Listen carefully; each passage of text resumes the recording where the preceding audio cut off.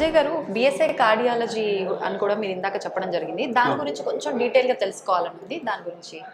BSc cardiology అనేది ఇది 3 years course అండి. 1 ఇయర్ ఆఫ్ ఇంటర్న్‌షిప్ ఉంటుంది. ఈ బీఎస్సీ కార్డియాలజీలో వాళ్ళు హార్ట్ రిలేటెడ్ డిసీజెస్ గురించి చదువుతారు.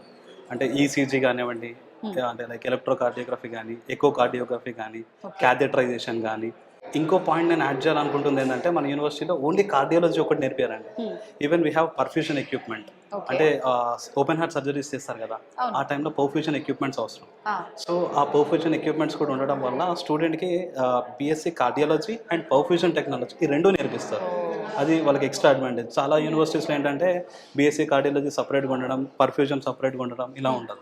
సో ఇక్కడ వాళ్ళకి almost it's an integrated syllabus లాగా డిజైన్ చేస్తారు కోర్స్ కర్వ్లో. సో అది ఎక్స్ట్రా అడ్వాంటేజ్.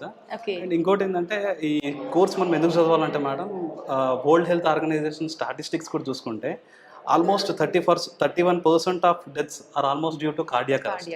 ఈవెన్ అది మనం కోవిడ్ తర్వాత కూడా చూస్తే చాలా పెరిగాయి యంగ్ పీపుల్లో కూడా. Young people and even like causes కూడా అన్నోన్ లాగా ఉన్నాయి.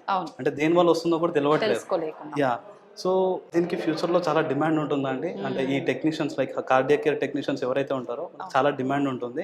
అండ్ ఖచ్చితంగా మళ్ళీ చెప్తున్నా, అటాచ్డ్ మెడికల్ కాలేజ్ ఉండాలి.